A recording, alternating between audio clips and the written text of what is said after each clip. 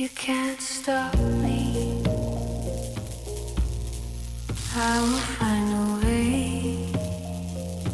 Ransomware is you put a piece of software into a company's system which basically encrypts all of the data that it can find. There is a way to decrypt it, but you need a special key, and the hackers contact the company and say, we'll give you the key if you pay us $1 million. Everything comes grinding to a halt. I will break your machine.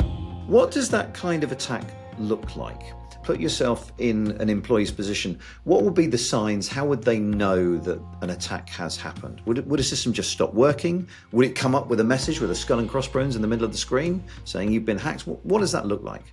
Yeah, so if it's affecting your workstation, so your laptops, then you're likely to see some weird behaviours that might stop working. It may even come up with a ransomware message. Certainly some older systems, older attacks used to do it like that.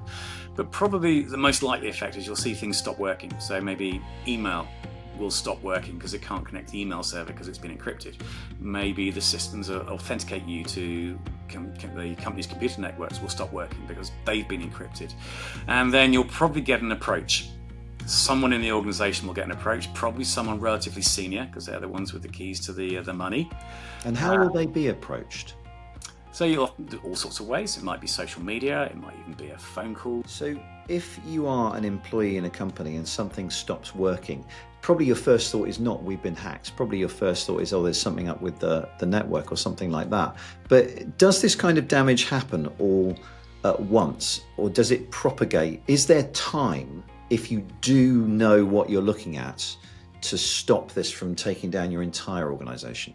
There can be, and I think actually the response that Co-op had, which they've disclosed publicly now, is they actually disconnected a bunch of their systems. And that's a really difficult decision to make, which has to be made right at the top of the business, is, do you know what, our systems are going down, they're being ransomed, let's disconnect. Let's pull apart the network, let's take out some of our core switches that do handle traffic. And whilst it caused a lot of damage in itself, it meant that recovery was actually quicker. That's a really big decision to make, isn't it? We are going to turn our business off. Yeah. Imagine the decision-making process that led to that. And that's why it's really, really important to role play doing this before, so that you've got some muscle memory in place ready to go, you know, actually we know what to do, actually, and we've got authorization. You need to have the right person with the right authority on call 24 hours a day, I guess, or a rolling roster of those people. And there was a great example. Do you remember Heathrow had their power outage and the chairman was in bed? So, and I think they are allowed to sleep.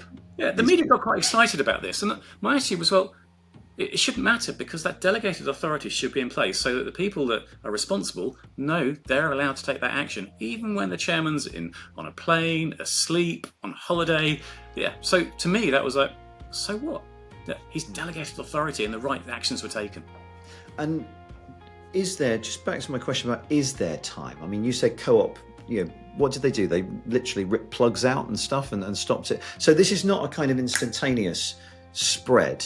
This is kind of, does it rely on the action of maybe an employee to spread it to another part of the network, or it relies on, you know, an email or a system being activated before it spreads to another? Do we have minutes, seconds, hours? Really depends. So what will often happen is that the attacker will probably, from getting in, will probably just sit on the network and explore it for a while. They're going to work out how do I get to this next part of the network? How do I get over there? What do I do? How do I make sure that, you know, when I do finally go bang, let's encrypt stuff, how can I make sure I get maximum damage and impact?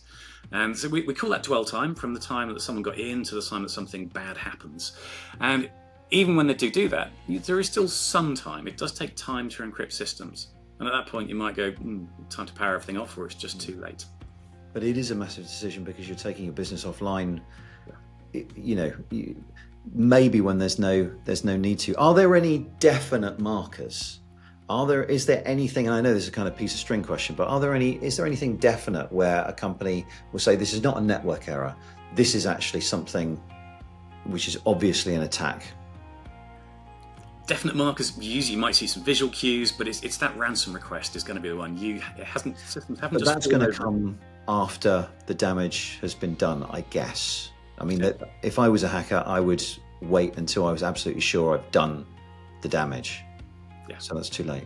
Yeah. Making sure you've got systems that monitor, making sure you've got systems that know like something weird's happening here. I'm seeing systems fall having I'm not sure why, and having people with the right skills to go, we've got to take action quickly here.